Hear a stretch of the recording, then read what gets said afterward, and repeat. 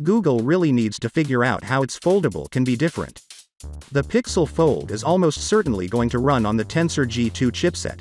That's a very important part of the hardware of the upcoming foldable phone, since it's responsible for powering everything you do on the device but also for the overall efficiency and battery life. Sadly, though, efficiency and battery endurance have proven to be one of the biggest challenges for foldable phones, and my experience of using the Pixel 6 and Pixel 7 with the G2 Tensor chip hasn't been exactly stellar when it comes to efficiency. Google Pixel Fold looks very similar to the Pixel 7s with that iconic camera visor. However, on the Pixel Fold this is way more flat, so the camera module doesn't actually go into the frame like it does on the Pixel 7s, but it is simply just floating there in a more rectangular shape, and it looks like the Pixel Fold is also considerably wider compared to something like the Galaxy Z Fold 4. Jon Prosser's render shows 3 rear camera instead of 2 like some expected.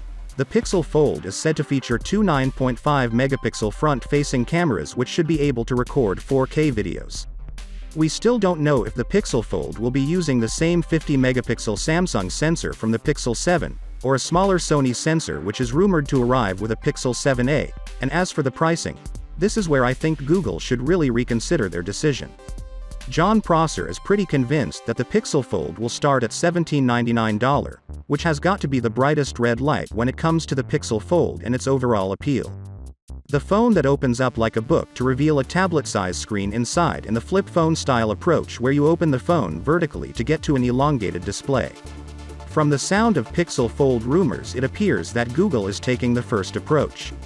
But the open book approach is a solid one that delivers the extra screen real estate that makes foldable phones a compelling option. The problem arises when the design is too much like the Galaxy Z Fold's look, and recent rumors are doing little to ease that concern.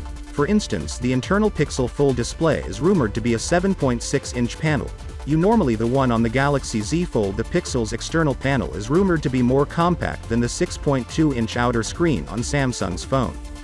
Perhaps subsequent rumors will spell out bigger differences between the Pixel Fold and the Galaxy Z Fold 4.